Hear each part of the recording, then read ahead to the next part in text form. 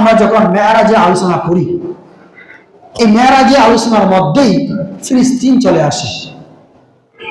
আপনি বাইতুল মাকদিসকে বাদ দিয়ে, ফিলিস্তিনকে বাদ দিয়ে, গাজাকে বাদ দিয়ে মেরাজে আলোচনা পরিপূর্ণ করতে পারবেন না। আপনি মেরাজকে ধারণ করবেন, ফিলিস্তিনকে বাদ দিয়ে হবে না।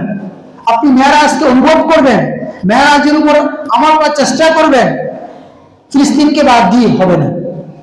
অতএব আজকে মেরাজের সংক্ষিপ্ত এই আলোচনায় সর্বশেষ যে আবদার আপনাদের কাছে আমি করি এবং যে জিজ্ঞাসাবাদ আমি নিজেকে করি, সম্মানিত মুসলিমবৃন্দ, আমরা রজব মাসের একেবারে শেষ পর্যায়ে এসে পৌঁছেছি।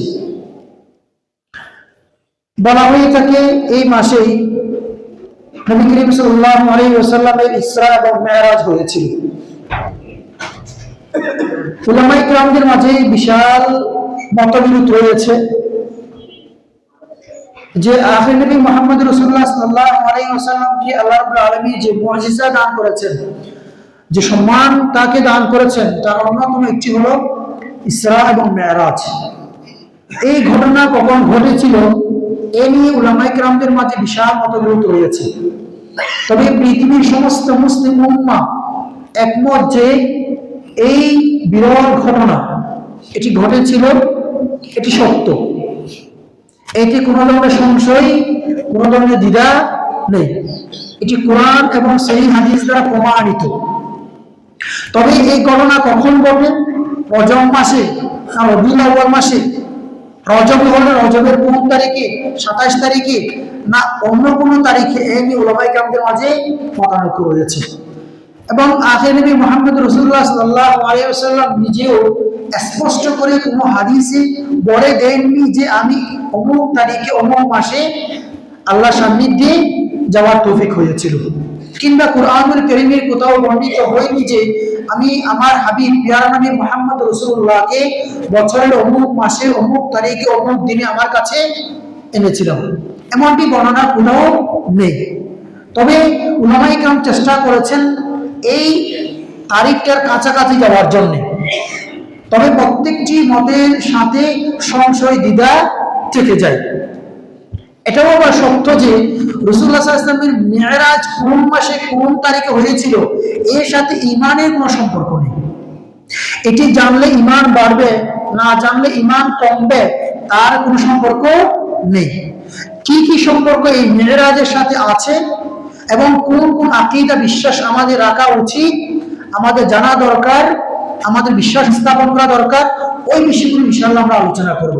অতএব মেরাজ সম্পর্কে যে তারিখ নিয়ে কথা আছে, মেরাজ সম্পর্কে যে কতগুলো গাল গল্প আছে, এগুলো আমরা এড়িয়ে যাব। মেরাজ থেকে আমরা কুরআন এবং হাদিস থেকে যে মোটা দাগে কয়েকটি কথা পাই, এগুলো জানার, এর উপর আমল করার, এর উপর অটল অবিচল থাকার চেষ্টা করব। আল্লাহ আমাদের সবাইকে তৌফিক দান করুন। মোহতারাম হাজিরিন, মেরাজ ইসরা কিংবা ইসরা মেরাজ এটি সিরাতের একটি অবিচ্ছেদ্য অংশ। আপনি সিরাতকে জানবেন, রাসূলুল্লাহর জীবনীকে জানবেন, মেরাজ এবং ইসরাকে জানবেন না, এটি হতেই পারে না।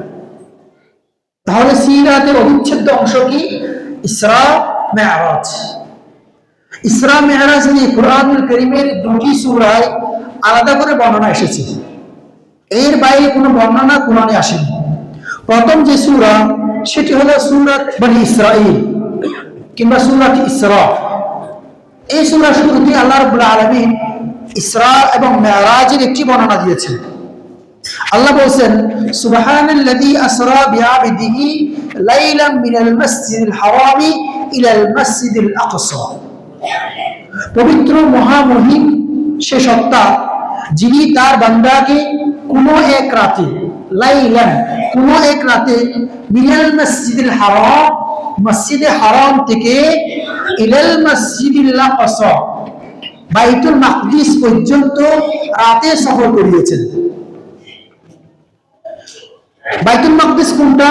আল্লাযী বারাকনা হাওলাহু লিনুরিয়াহু মিন আয়াতিনা, যার আশপাশে আমি বরকতময় করেছি এবং এই সফরটি করিয়েছি এই জন্য যে লিনুরিয়াহু মিন আয়াতিনা, যেন আমি তাকে মুহাম্মদ সাল্লাল্লাহু আলাইহি ওয়াসাল্লামকে আমার বড় বড় কুদরত এবং নিশানা দেখাতে পারি। ইন্নাহু হুয়াস সামিউল আলিম, নিশ্চয় তিনি অতি শ্রোতা এবং তিনি মহা জ্ঞানী। এই একটি আয়াত যেখানে আল্লাহ রাব্বুল আলামিন রাসূলুল্লাহ সাল্লাল্লাহু আলাইহি ওয়াসাল্লামের ইসরার কথা বর্ণনা এসেছে। আরেকটি সূরা আছে সূরাতুন নাজম, যেখানেও এই ইসরার বর্ণনা এসেছে। আল্লাহ বলেন ওয়ালাকাদ রাআহু নাজলাতান উখরা ইনদা সিদরাতিল মুনতাহা, অবশ্যই অবশ্যই তিনি তাকে আরো একবার দেখেছেন, অর্থাৎ মুহাম্মদ সাল্লাল্লাহু আলাইহি ওয়াসাল্লাম জিবরিল আমিনকে আরো একবার দেখেছেন তার পূর্ণাঙ্গ রূপে। কোথায় দেখেছেন? ইনদা সিদরাতিল মুনতাহা, সিদরা নামক গাছের শেষ সীমানায়। ইনদাহা জান্নাতুল মাওয়া, যার পাশে রয়েছে জান্নাতুল মাওয়া। এই হলো কোরআনের দুটি সূরায় দুটি আলাদা আলাদা বর্ণনা, যেখানে ইসরা সম্পর্কে মেরাজ সম্পর্কে বর্ণনা পাওয়া যায়। এই কোরআনুল কারীমের এই বর্ণনা থেকে আমরা মোটা দাগে কয়েকটি বিষয় সামনে আনতে পারি। এই দুটি সূরার দুটি আয়াত কিংবা আরো কয়েকটি আয়াত, সূরা নাজমের কয়েকটি আয়াত এখানে অন্তর্ভুক্ত হয়েছে।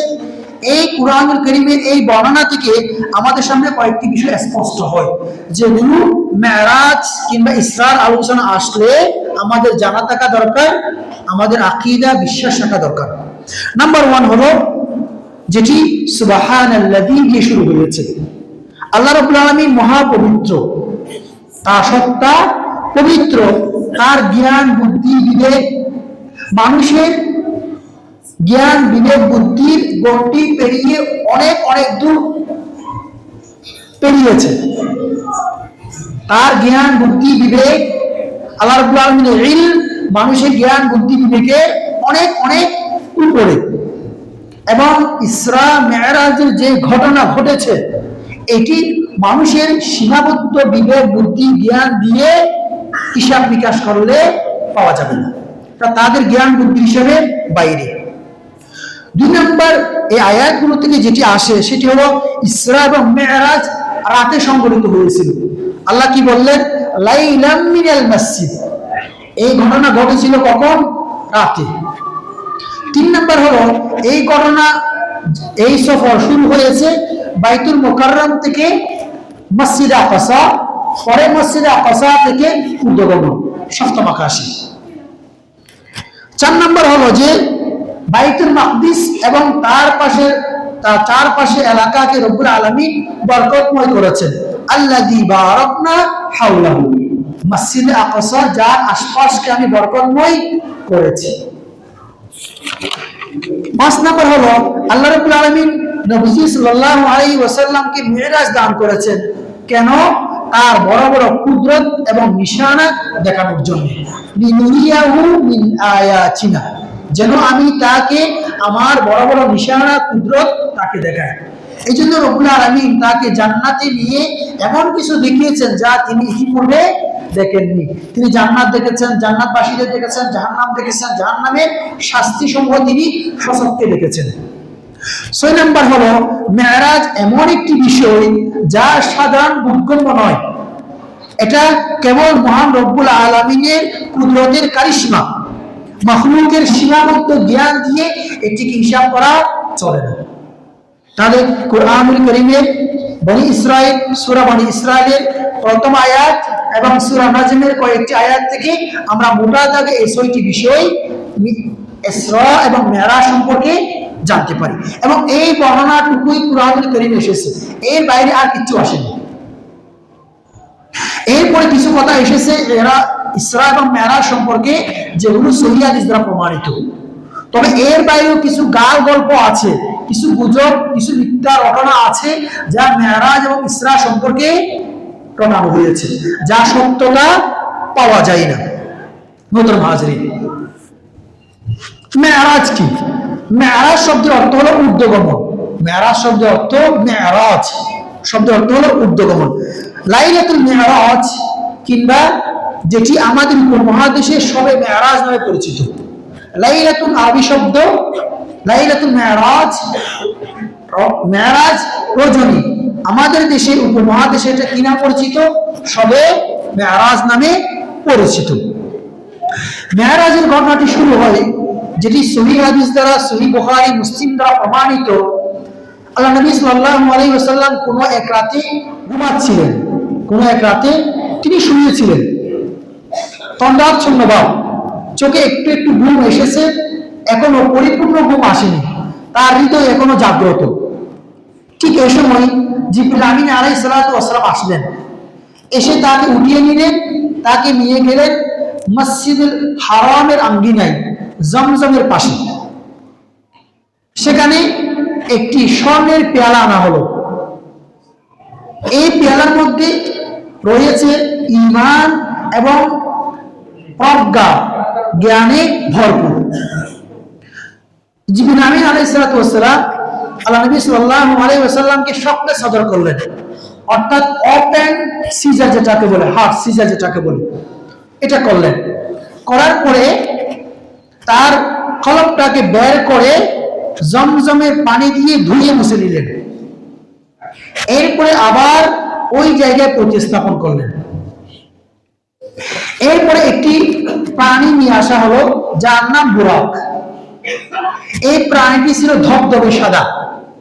এই প্রাণীটি এত দ্রুতগামী প্রাণী ছিল যে তার প্রত্যেকটি কদম পড়ত দৃষ্টি সীমার শেষ প্রান্তে, চোখে যদ্দূর দেখা যায় ওই প্রান্তে একটি পাশে বাকি, এত দ্রুতগামী প্রাণী।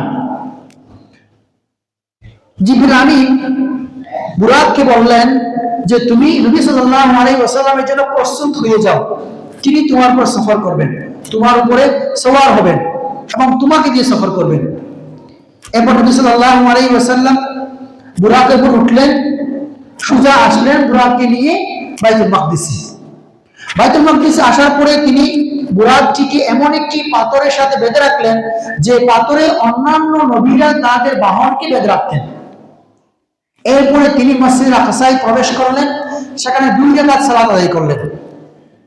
সালাত আদায়ের পরে যখন তিনি বের হচ্ছেন, ঠিক এই সময় জিবরিল আমিন আলাইহিস সালাতু ওয়াস সালাম 2টি পেয়ালা নিয়ে হাজির হয়েছেন। একটি পাত্রে আছে মদ, আরেকটি পাত্রে আছে দুধ। নবী করিম সাল্লাল্লাহু আলাইহি ওয়াসাল্লামকে বলা হলো, আপনি যে কোনো একটি ইখতিয়ার করুন। আল্লাহ নবী সাল্লাল্লাহু আলাইহি ওয়াসাল্লাম দুধের পাত্রটি ইখতিয়ার করলেন। তখন জিবরিল আমিন বললেন, ইখতারতাল ফিতরা, আপনি দ্বীনের স্বভাবজাত বিষয়টি গ্রহণ করেছেন। হাদিসে বর্ণিত হয়েছে, আল্লাহ নবী যদি সেদিন দুধের পাত্রটি গ্রহণ না করে মদের পাত্র গ্রহণ করতেন, তাহলে তার উম্মাহ পথভ্রষ্ট হয়ে যেত। এরপরে তার সফর শুরু হলো মেরাজের সফর। নবী করিম সাল্লাল্লাহু আলাইহি ওয়াসাল্লামকে নিয়ে যাওয়া হলো মেরাজের দিকে, অর্থাৎ প্রথম আকাশে মেরাজ ঊর্ধ্বগমন। যেতে যেতে যখন তারা দুজনে জিবরিলের সাথে সফরে আছেন, সফর সঙ্গী আছেন, জিবরিল আমিন আলাইহিস সালাম প্রথম আকাশে যাওয়ার পরে জিবরিল আমিন আলাইহিস সালাম দরজা খোলার অনুমতি চাইলেন, প্রথম আকাশে ঢোকার অনুমতি চাইলেন। পেছন থেকে বলা হলো, মান আনতা, তুমি কে? জিবরিল আমিন বললেন, আনা জিবরিল। আবার প্রশ্ন করা হলো, ওমান মাআকা, তোমার সাথে কে আছে?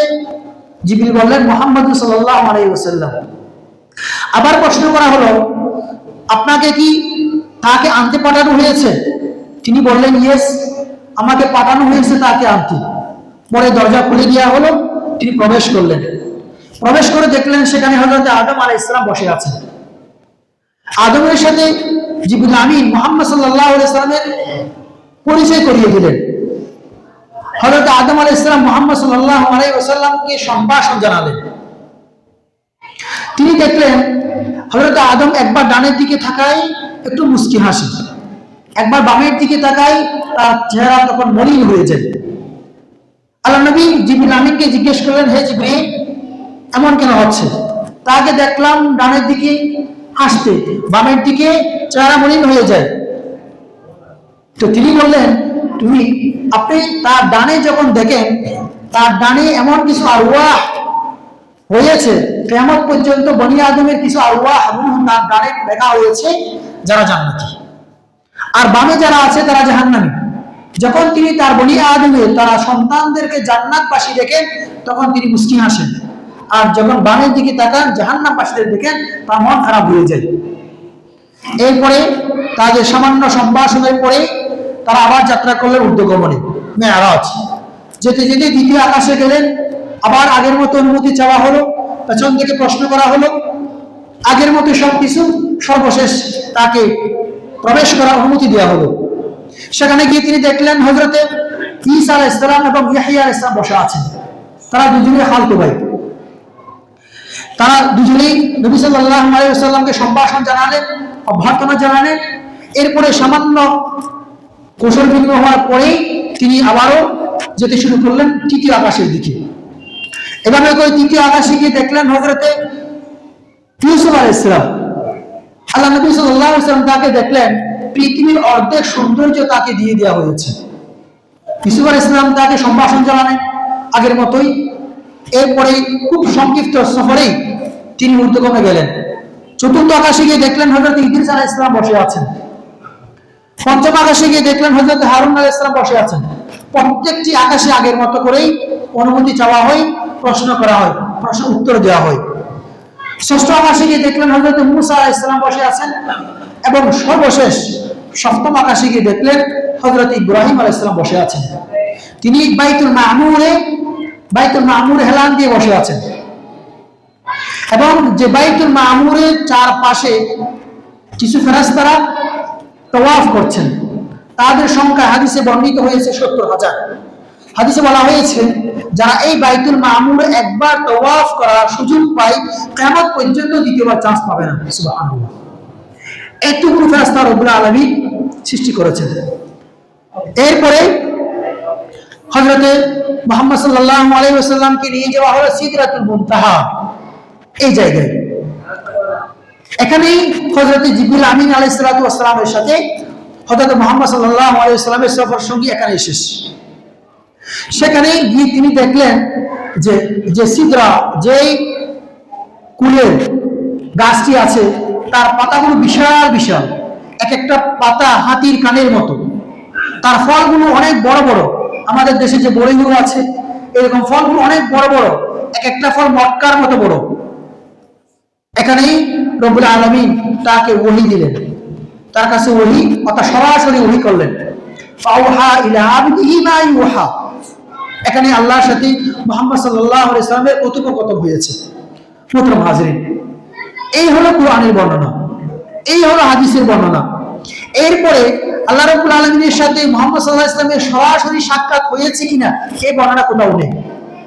আল্লাহ রাব্বুল আলামিন কি মুহাম্মদ সাল্লাল্লাহু আলাইহি ওয়াসাল্লাম সরাসরি দেখছেন কিনা এই বর্ণনা কোথাও নেই। বরং যেটি পাওয়া যায় তিনি আল্লাহকে সরাসরি দেখেননি, আল্লাহকে সরাসরি দেখেননি। এরপরে সেই সিদরাতুল মুনতাহায় দেখলেন একটি গাছ আছে, একটি গাছ। এই গাছের নিচে আছে 4টি নহর, 2টি নহর দৃশ্যমান আর 2টি নহর অদৃশ্যমান। জিবরিল আমিনকে জিজ্ঞেস করলেন, হে জিবরিল, দৃশ্যমান নহরগুলো কি? তিনি বললেন একটি নীল নদ আর একটি ফুরাত নদী। আর যে 2টি নহর জান্নাতে অদৃশ্যমান, যে 2টি নহর অদৃশ্যমান এগুলো জান্নাতে গিয়েছে। তাহলে 2টি দৃশ্যমান পৃথিবীর নীল নদ এবং ফুরাত নদী, আর 2টি অদৃশ্যমান যেগুলো জান্নাতে গিয়েছে। মুহতারাম হাজিরিন, এই ছিল সহিহ হাদিস দ্বারা প্রমাণিত নবী সাল্লাল্লাহু আলাইহি ওয়াসাল্লামের মক্কা থেকে বাইতুল মাকদিস থেকে সপ্তম আকাশ সিদরাতুল মুনতাহা এবং সেখানে আল্লাহর সাথে কথোপকথন। আল্লাহর সাথে এখানে সংক্ষিপ্ত আলোচনা হয়েছে, কথোপকথন হয়েছে। এরপরে রব্বুল আলামিন হযরত জিবরিল আলাইহিস সালাতু ওয়াস সালামের মাধ্যমে আল্লাহ নবীকে জান্নাত জাহান্নাম এক একটি করে দেখিয়েছেন। জান্নাতবাসীদের নাজে নিয়ামত এবং জাহান্নামবাসীদের শাস্তিগুলো তাকে সচক্ষে দেখিয়েছেন। এই সিদরাতুল মুনতাহায় যখন আল্লাহর সান্নিধ্যে খুব কাছাকাছি তিনি গেলেন, ফাকাবা কাউসাই আও আদানা, তিনি আল্লাহর খুব কাছাকাছি গিয়েছেন 2টি ধনুকের মতো, অথবা তার চেয়ে কম। এই বর্ণনাটি কুরআনুল কারীমের মধ্যে পাওয়া যায়, কিন্তু তিনি আল্লাহর সাথে একদম কাছে গিয়ে বসেছেন কিনা, তাকে দেখেছেন কিনা এই বর্ণনা কোথাও নেই। যে বর্ণনাটি আছে ফাকাবা কাউসাইনি আও আদানা, যে তিনি আল্লাহর খুব কাছাকাছি গিয়েছেন, একটি ধনুকের মতো করে কাছাকাছি গিয়েছেন। এই জায়গায় রব্বুল আলামিন তাকে 3টি হাদিয়া দান করেছেন। তাকে কয়টি হাদিয়া দান করেছেন? 3টি হাদিয়া দান করেছেন। একটি হলো 5 ওয়াক্ত সালাত, আরেকটি হলো সূরা বাকারার শেষ আয়াতগুলো, এবং আরেকটি হলো দুনিয়াতে যে সমস্ত বান্দা শিরিক ব্যতীত অন্য যে কোনো গুনাহ করবে, শিরিক না করে আল্লাহর কাছে যাবে, রব্বুল আলামিন তার জীবনের সমস্ত গুনাহ ক্ষমা করে দেবেন। এই 3টি জিনিস রব্বুল আলামিন সেই সফরের মধ্যে মুহাম্মদ সাল্লাল্লাহু আলাইহি ওয়াসাল্লামকে দান করেছেন।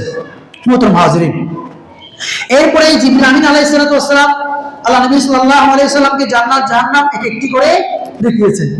অনেক কিছু সেখানে তিনি দেখেছেন, তার কয়েকটি আপনাদের সামনে আলোচনা করব, যেগুলো আমাদের ব্যক্তি জীবন থেকে নিয়ে রাষ্ট্রীয় জীবন পর্যন্ত প্রত্যেকটি ক্ষেত্রে খুবই গুরুত্বপূর্ণ, খুবই গুরুত্বপূর্ণ। যদি আমরা রজব মাসের কিছু ওলামায়ে কেরামদের মতে যখন রজব মাসকে মেরাজের মাস বলা হয়, এই রজব মাসের আলোকে যদি আমরা আমাদের জীবন গড়তে চাই, আমাদের জন্য রাসূলুল্লাহ সাল্লাল্লাহু আলাইহি ওয়াসাল্লাম কি দেখেছেন সেগুলো দেখে জেনে সে অনুযায়ী নিজের জীবন গড়ার চেষ্টা করা। সহিহ সুনানে আবু দাউদের 4878 নম্বর হাদিস, আল্লাহ নবী বলেন, হাদিসটি রাসূলুল্লাহর বিখ্যাত সাহাবী আনাস ইবনে মালিক রিওয়ায়াত করেছেন, ক্বালা রাসূলুল্লাহ সাল্লাল্লাহু আলাইহি ওয়াসাল্লাম লাম্মা উরিজা বি মারারতু বিকওমিন, মেরাজ রাতে আমি এমন এক সম্প্রদায়ের পাশ দিয়ে যাচ্ছিলাম, লাহুম আযফারুম মিন ওয়াসিন, তাদের রয়েছে হাতের নখগুলো তামার তৈরি, তাদের হাতের নখগুলো তামার তৈরি, ইয়াহমিশুনা উজুহাহুম ওয়া সুদুরাহুম, তারা তাদের নখ দিয়ে চেহারা এবং বুকে আসর মারছে এভাবে করে এভাবে আসর মারছে। বিশ্বনবী বলেন, ফাকুলতু মান হাউলা ইয়া জিবরিল, হে জিবরিল তারা কারা? জিবরিল বললেন, ক্বালা হাউলাইল্লাযীনা ইয়াকুলুনা রুহুমান নাস ওয়া ইয়াকাউনা ফি আরাদিহিম, এরা হলো সেই সমস্ত ব্যক্তি যারা মানুষের গোশত খায় অর্থাৎ গীবত করে। এরা সেই সমস্ত ব্যক্তি যারা মানুষের সম্ভ্রম, মানুষের সম্মান নষ্ট করে, মানুষের ইজ্জত নষ্ট করে, মানুষের মর্যাদাহানি হয় এমন কাজ করে। এরা হলো সেই সমস্ত ব্যক্তি যাদেরকে রব্বুল আলামিন এই শাস্তি দান করেছেন। বিশ্বনবী সাল্লাল্লাহু আলাইহি ওয়াসাল্লাম সেখানে আরো এক দলকে দেখলেন যে তাদের ঠোঁটগুলো কাঁচি দিয়ে কাটা হয়েছে, ঠোঁটগুলো কেটে ফেলা হয়েছে। বিশ্বনবী জিজ্ঞেস করলেন, হে জিবরাইল এরা কারা? তাদের ঠোঁটগুলো কেটে ফেলা হয়েছে কেন? বিশ্বনবীকে বলা হলো, এরা ওই সমস্ত ব্যক্তি যারা বড় বড় কথা বলে, যারা বক্তৃতা দেয় কিন্তু বাস্তবতার সাথে মিল নেই, যারা বলে আল্লাহর কথা নিজের মধ্যে আমল নেই, যারা ডাকে দ্বীনের পথে নিজের মধ্যে আমল নেই, যারা বলে সার্বভৌমত্ব রক্ষার কথা আসলে সার্বভৌমত্ব রক্ষা করতে তারা চায় না, মুখে বড় বড় বক্তৃতা দেয়, কাজে বিশ্বাস করে না, কাজে করে না, যে কোনো সময় বিক্রি হয়ে যায়। আল্লাহ নবী বললেন, আল্লাহ নবীকে বলা হলো, ওই সমস্ত ব্যক্তি যারা মুখে বলছে একটা করছে আরেকটা, ওই সমস্ত ব্যক্তি যাদেরকে রব্বুল আলামিন এই শাস্তি দান করেছেন। এরপরে বিশ্বনবী সাল্লাল্লাহু আলাইহি ওয়াসাল্লাম দেখলেন একদল ব্যক্তিকে যারা নদীতে সাঁতার কাটছে এবং আরেকজন তাকে পাথর মেরে মেরে দূরে সরিয়ে দিচ্ছে, অর্থাৎ জাহান্নামের মধ্যে একটি নদীতে সাঁতার কাটছে, তারা চেষ্টা করছে কুল করার জন্য। যখনই তারা কুলের কাছাকাছি আসে, আরেকজন তাদেরকে পাথর মেরে আবার মাঝখানে সরিয়ে দেয়। বিশ্বনবী জিজ্ঞেস করলেন, হে জিবরাইল এরা কারা? তিনি বললেন, আর ওই সমস্ত ব্যক্তি যারা পৃথিবীতে সুদী লেনদেন করত, যারা সুদ খাইত, সুদের সাক্ষী হতো, সুদের দলিল লিখত এবং সুদের সাথে সুদের কার্যক্রমের সাথে যাদের সম্পৃক্ততা ছিল, রব্বুল আলামিন তাদেরকে এই শাস্তি দান করেছেন এবং কিয়ামত পর্যন্ত তারা এই শাস্তি ভোগ করতে থাকবে। মুহতারাম হাজিরিন, এরকম নবী করিম সাল্লাল্লাহু আলাইহি ওয়াসাল্লামকে মেরাজ রাতে অনেক কিছু দেখানো হয়েছে। আমি এই 3টির কথা বললাম, যার মধ্যে প্রথম দলকে শাস্তি দেওয়া হচ্ছে কিভাবে, যে তারা নখে তাদের চেহারা এবং বুকে আসর করছে বা আসর মারছে। দ্বিতীয় দল যাদের জিহ্বা কেটে ফেলা হয়েছে, কারণটা কি? কারণ তারা বক্তৃতা দিয়েছে সত্যের পক্ষে, কিন্তু সত্যের পক্ষে তারা ছিল না। বক্তৃতা দিয়েছে দেশের পক্ষে ছিল না। বক্তৃতা দিয়েছে সাধারণ মানুষের জনগণের কল্যাণের পক্ষে, কিন্তু তারা ক্ষমতা গেলে কল্যাণের কথা মনে রাখে না। রব্বুল আলামিন তাদেরকে শাস্তি দিচ্ছেন। তৃতীয় নম্বর সেটি হলো যে ওই সমস্ত ব্যক্তি যারা দুনিয়াতে সুদ খেয়েছে, সুদ দিয়েছে, সুদের সাক্ষী হয়েছে, সুদের কার্যক্রমের সাথে সম্পৃক্ত যারা ছিল। মোহতরম হাজিরিন, এই মেরাজ থেকে আমাদের শিক্ষা কি? যে সংক্ষেপে যে মেরাজের কথা বললাম, এই মেরাজ থেকে আমাদের শিক্ষা কি? আমি আপনাদের সামনে 15টি পয়েন্টে সংক্ষিপ্ত 15টি কথা বলবো, যেগুলো মেরাজের আমি সংক্ষিপ্ত আলোচনা করেছি, কিংবা আপনারা পার্সোনাল স্টাডিতে যা পাবেন তার সবটাই চলে এসেছে। হয়তো ক্লিয়ারলি না আসলেও একটা আরেকটার মধ্যে ঢুকে গিয়ে মোটামুটি প্রায় সব কথা এখানে চলে এসেছে। আপনি সূরা ইসরা আয়াতগুলো পড়েন, সূরা নাজমের আয়াতগুলো পড়েন, কিংবা সহিহ হাদিসের বর্ণনাগুলো পড়েন, ঘুরে ফিরেই এই কয়েকটি কথাই পাবেন যেগুলো আমরা এই মেরাজ থেকে শিক্ষা অর্জন করতে পারি। তাহলে মেরাজের মোট 15টি শিক্ষার কথা আপনাদের সামনে আমি বলছি। প্রথম যে শিক্ষা সেটি হলো যে মেরাজ সম্পর্কে আমাদের সহিহ আকীদা থাকা চাই। একজন মুসলিম হিসেবে মেরাজ এবং ইসরা সম্পর্কে আমাদের সহিহ আকীদা থাকতে হবে। আমি কিন্তু পূর্ণাঙ্গ আলোচনা করতে পারিনি সংক্ষিপ্ত আলোচনায়। ধরেন একটা কথাই বললাম যে মেরাজ সম্পর্কে আমাদের আকীদা থাকা দরকার। এই মেরাজ রাসূলুল্লাহ সাল্লাল্লাহু আলাইহি ওয়াসাল্লাম সশরীরে হয়েছিল। অনেকেই মানতে চায় না, যারা হাদিসকে অস্বীকার করে একদল, তারা মানতে চায় না রাসূলুল্লাহ সাল্লাল্লাহু আলাইহি ওয়াসাল্লামের মেরাজ সশরীরে হয়েছিল। কিন্তু ইসলামী মুসলিম উম্মাহর আকীদা বিশ্বাস হলো বিশ্বনবী মেরাজ হয়েছিল কিভাবে? সশরীরে। সশরীরে তিনি মক্কা থেকে বাইতুল মাকদিস থেকে সপ্তম আকাশ পর্যন্ত গিয়েছেন। এই আকীদা বিশ্বাস থাকতে হবে। 2 নম্বর হলো যত ধরনের শিরক আছে, শিরক থেকে আমাদেরকে বিলকুল বেঁচে থাকতে হবে। কারণ রব্বুল আলামিন 3টি জিনিস দান করেছেন, তার মধ্যে একটি হলো ওই বান্দাকে আল্লাহ ক্ষমা করবেন যে বান্দা শিরক ব্যতীত দুনিয়ার সমস্ত গুনাহ করে ফেলেছে। এরপর আল্লাহ তাকে ক্ষমা করবেন। কিন্তু দুনিয়ার সমস্ত আমল করে এসেছে, সাথে শিরক ছিল, আল্লাহ তাকে ক্ষমা করবেন না। 3 নম্বর হলো বান্দার সাথে আল্লাহর সম্পর্ক মজবুত করতে হবে। বান্দার সাথে আল্লাহর সম্পর্ক মজবুত করতে হবে। 4 নম্বর হলো ঈমানের উপর অচল অবিচল থাকা। 4 নম্বর হলো ঈমানের উপরে অচল অবিচল থাকা। আল্লাহ সুবহানাহু ওয়া তাআলা শুরু করেছেন সুবহানাল্লাযী আসরা, সুবহানা মহামহিম পবিত্র সেই সত্তা যিনি। তাহলে আল্লাহ সুবহানাহু ওয়া তাআলার উপরে ঈমান পরিপূর্ণ থাকতে হবে। 5 নম্বর হলো নামাজের প্রতি যত্নবান হব। খুবই ইম্পর্টেন্ট। মেরাজের যদি সারসংক্ষেপ করি তাহলে সালাটাই হলো কি? মেরাজ। সালাটাই মেরাজ। অতএব সালাতের প্রতি গুরুত্বশীল হওয়া খুবই গুরুত্বপূর্ণ আমাদের যখনই আমরা মেরাজ নিয়ে আলোচনা করি। 6 নম্বর হলো সূরা বাকারার শেষ আয়াতগুলো জানা, বোঝা, মর্মগুলোর উপর আমল করার চেষ্টা করা। এই আয়াতগুলোতে আপনি দেখবেন মুমিনের ঈমানের যে সারসংক্ষেপ কথাগুলো আছে সবই এই আয়াতগুলোতে চলে আসছে। আমরা রাসূলু বিমা উনজিলা ইলাইহি, এই আয়াতগুলোতে ঈমানের মোটা দাগে যে কথাগুলো আছে সবই এই আয়াতে চলে আসছে। অতএব আমাদের শিক্ষা হলো যে সূরা বাকারার শেষ আয়াতগুলো বোঝা এবং মানার চেষ্টা করা। 7 নম্বর হলো আল্লাহর হক এবং বান্দার হক, এই দুইয়ের প্রতি বিশেষ গুরুত্ব দেওয়া। আপনি আল্লাহর হককে গুরুত্ব দিলেন, বান্দার হককে গুরুত্ব দিলেন না, হবে না। বান্দার হককে গুরুত্ব দিলেন, আল্লাহর হককে গুরুত্ব দিলেন না, হবে না। বান্দা এবং আল্লাহ দুইয়ের হকের প্রতি গুরুত্ব দেওয়া মেরাজের শিক্ষা। এরপরে গীবত পরনিন্দা থেকে বেঁচে থাকা, এটা মেরাজের অনেক অনেক গুরুত্বপূর্ণ একটি শিক্ষা। বিশ্বনবী সাল্লাল্লাহু আলাইহি ওয়াসাল্লামকে দেখানো হলো ওই সমস্ত লোকদেরকে যারা গীবত করত, যাদের শাস্তি হলো তারা নিজেরাই নিজেকে নখ দিয়ে চেহারাকে ধ্বংস করছে, নিজের বুকটাকে ছিঁড়ে চুরমার করে ফেলছে। এরপরে সুদ সহ সব ধরনের হারাম উপার্জন থেকে বেঁচে থাকা মেরাজের শিক্ষা। 10 নম্বর হলো সুদ থেকে বেঁচে থাকার শিক্ষা। এরপরে আছে কি? বড় বড় বক্তৃতা করলে হবে না, বরং বক্তৃতার সাথে কাজের মিল থাকতে হবে। আমি বক্তৃতা করার পরে এই বক্তৃতার সাথে আমার কতটুকু মিল আছে এটা যাচাই করা একজন মুমিনের দায়িত্ব, কর্তব্য, এবং এটি মেরাজের শিক্ষা। আল্লাহ বলেন লিমা তাকুলুনা মা লা তাফআলুন, তুমি এমন কথা কেন বলো যেটি তুমি করো না।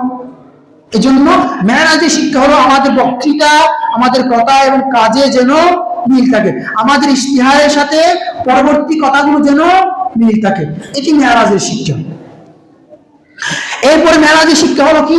জান্নাতের ব্যাপারে আগ্রহী হওয়া। জান্নাতের ব্যাপারে আগ্রহী হব। আমি তো আপনাদেরকে জান্নাতের নাজ নিয়ামত সম্পর্কে আলোচনা করতে পারিনি।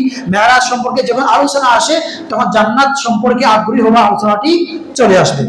এরপরে জাহান্নাম থেকে বাঁচার জন্য কিংবা জাহান্নামের ব্যাপারে ভীত থাকা, জাহান্নামীদের যে বর্ণনা মেরাজে আল্লাহ নবী সাল্লাল্লাহু আলাইহি ওয়াসাল্লামকে দেখানো হয়েছে এবং নবী করিম সাল্লাল্লাহু আলাইহি ওয়াসাল্লাম আমাদেরকে জানিয়েছেন, এগুলো জেনে জাহান্নাম থেকে বাঁচার জন্য চেষ্টা করা। এরপরে হলো সকল প্রকার গুনাহ থেকে, বিশেষ করে মদ এবং গীবত থেকে বেঁচে থাকা।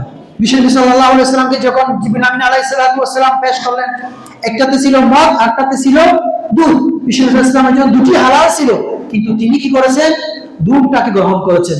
এবং বিশ্বনবীকে বলা হলো ইফতারাল ফিতরা, আপনি দ্বীনের স্বভাবজাত বিষয়টি গ্রহণ করেছেন।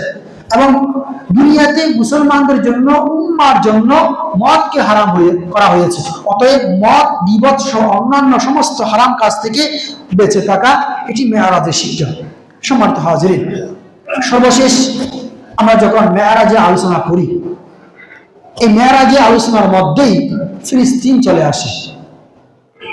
আপনি বাইতুল মাকদিসকে বাদ দিয়ে, ফিলিস্তিনকে বাদ দিয়ে, গাজাকে বাদ দিয়ে মেরাজে আলোচনা পরিপূর্ণ করতে পারবেন না। আপনি মেরাজকে ধারণ করবেন, ফিলিস্তিনকে বাদ দিয়ে হবে না।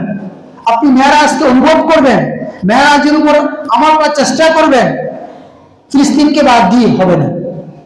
অতএব আজকে মেরাজের সংক্ষিপ্ত এই আলোচনায় সর্বশেষ যে আবদার আপনাদের কাছে আমি করি এবং যে জিজ্ঞাসাবাদ আমি নিজেকে করি, ফিলিস্তিন সম্পর্কে যে আলোচনা, যে বর্ণনা, বাইতুল মাকদিস সম্পর্কে যে বর্ণনা আল্লাহ রাব্বুল আলামিন কোরআনুল কারীমের মধ্যে দিয়েছেন, এই বাইতুল মাকদিস তো আমাদেরই ছিল, এই ফিলিস্তিন তো আমাদেরই। এই ফিলিস্তিনে কত নবী রাসূলের আগমন ঘটেছে, কত বরকতময় এই ফিলিস্তিন, কি মুসলমানদের দেশ, এটি মুসলমানদের সম্পদ। আজকে আমাদের অনেকের কারণে, আমাদের ঈমানি কমতির কারণে, আমাদের পরস্পর ঝগড়া বিবাদ, হিংসা বিদ্বেষের কারণে অমুসলিমরা, খ্রিস্টানরা আমাদের উপর চড়াও হয়েছে। যার ফলাফল হলো এই গত 15 মাসে এই ইহুদিরা আজ পর্যন্ত 47,000 মা বোনদেরকে হত্যা করেছে। এটি ফিলিস্তিনের স্বাস্থ্য মন্ত্রণালয়ের হিসাব, সংখ্যা আরো অনেক বেশি হতে পারে। এবং এই 15 মাসে তারা 1 লক্ষর বেশি মানুষকে বোমা মেরে, গুলি মেরে আহত করেছে। নিহতদের মধ্যে বলা হচ্ছে 70% নারী ও পুরুষ, নারী ও শিশু। নিহতদের মধ্যে 70% নারী ও শিশু। অতএব প্রিয় ভাইয়ের আমার, এই রজব মাসের শেষ জুমায় মেরাজের আলোচনা শেষ প্রান্তে এসে আমি নিজেকে জিজ্ঞাসা করতে চাই, এই ফিলিস্তিনের প্রতি আমাদের যে দায়িত্ব কর্তব্য ছিল, কতটুকু পালন করতে পেরেছি? ফিলিস্তিনের মা বোনদের প্রতি আমাদের যে দায়িত্ব কর্তব্য ছিল, তার কতটুকু আমরা করতে এগিয়ে এসেছি? এই প্রশ্ন রেখেই সবার কাছে যেন আত্মজিজ্ঞাসা করতে পারেন, সবার কাছে এই প্রশ্ন রেখেই আমি আজকে মেরাজে আলোচনা করা শেষ করলাম। ওয়া আখিরু দাওয়ানা আনিল হামদুলিল্লাহি রাব্বিল আলামিন।